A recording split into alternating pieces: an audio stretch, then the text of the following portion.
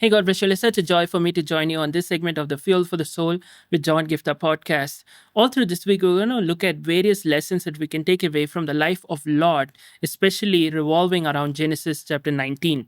See, I want you to understand in Genesis chapter 18, there is a moment when Abraham is having a supernatural encounter through which he has an encounter with the Lord, and he is saying, Lord, I realize that you want to destroy Sodom and Gomorrah because of the wickedness in this region. But what if there are righteous people there? What if there is somebody there who is still looking up to you? What if there is somebody standing up for you? So he's reasoning out and having this conversation. And the Lord is showing that, you know what, even if there are 100 people there who are standing up for me, I'm not going to destroy the place. If there are 50 or even if there are 10, I'm not going to destroy the place. So in other sense, I want you to understand God is a God of mercy. God is a God of second chances. God is a God who is saying, you know what, I'm not here trying to destroy. I'm here trying to preserve and conserve and redeem, and so that you can fulfill the purpose for which I created you. But I want you to understand in that context, when you look at verse 1 of Genesis 19, the same evening, two angels came to the entrance of the city of Sodom. And I want you to understand the timing here. Lot was sitting there. Think about this. Think about this for a minute, right? The two angels are coming to Sodom, and exactly when they are entering the city gate, Lot is sitting by the entrance. What are the odds of Lot sitting there? I want you to just think about this because we're going to look at various lessons in the next couple of days. But what are the odds of Lot sitting there? Because I want you to understand, probably during this period, people used to work during the day and they used to unwind by the evening. And maybe Lot's pastime or maybe his unwinding was to sit by the entrance of the city gate. Because you see, even there, the city was filled with wickedness. If you see just down the couple of verses, you see there's a moment where these men and some of those wicked people from this place, they come over and they start attacking Lot because they want to have sex with the two angels, the guests that Lot is having. So think about this. This place is filled with wickedness. This place is filled with a lot of people or everybody else who's into all sorts of wickedness. Here's the thing I wanted to understand. Look at the timing in such that when the two angels came into this city, none of the wicked people happened to see the two angels. It so happened that Lot was the one sitting there. Are you getting what I'm saying? It seems like a random incident, a random detail, but I love how God works through randomness.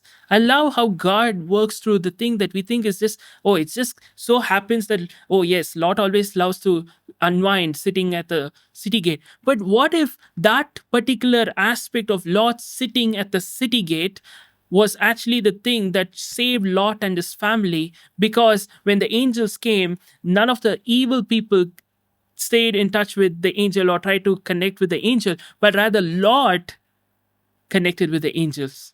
Are you getting what I'm saying? See, this is what I want you to understand, that God is a God who works through randomness. God is a God who can work through the random details of your life. The things that you think are, oh, it's just by coincidence. It's just random thing. It doesn't make any sense. Nothing great can come out of this small detail. Oh, this guy likes to unwind by sitting by the city gate. But I want you to understand this important truth, guys. We serve a God who can work through the most unusual or the most random details of our life. Today, maybe you are someone who likes to unwind, maybe by going for a walk. I'm somebody like that. I love to unwind by going for a walk. And can I tell you something? So many times when I just go for a walk and I'm speaking in tongues and just unwinding and just worshiping the Lord, just enjoying the breeze and all of that, how many times the Lord has spoken to me or ministered to me, encountered me by just going for a walk. See, think about this.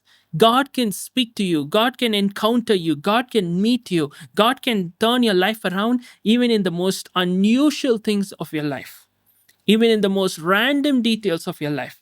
The thing that you think like, okay, you know what? I just unwind by maybe going and watching a good movie once in a while. I unwind by just hanging out in this place once in a while. I just unwind by doing this particular hobby of mine once in a while. Maybe you unwind by doing something. But today I challenge you, why don't you commit even that into the hands of God, and God can even minister to you. God can even use that unwinding moment. God can use that random moment and the random detail to actually do a great work. See, this is a beautiful lesson we see from the life of Lot. And we're going to look at various things in the days to come. But think about this, a random detail that he was sitting by the gate when the two angels came has so much of significance to why God was able to use that detail to save him and his family from the destruction that was coming upon the land. Today, I want you to understand even the small details of your life, even the random moves of your life. When you're going for a walk, going to hang out, going for unwinding, why don't you commit that into God's hands? Because God can use even that detail to actually change the trajectory of your life. God can use even the minutest aspect of your life that you think is very insignificant. It's just your thing, it's just a random thing. But God can use it to probably do something that will blow your mind. So stay tuned for the next couple of days because we're going to learn some more things from the life of Lot. And I will see you back very soon. Leave a comment and God bless you.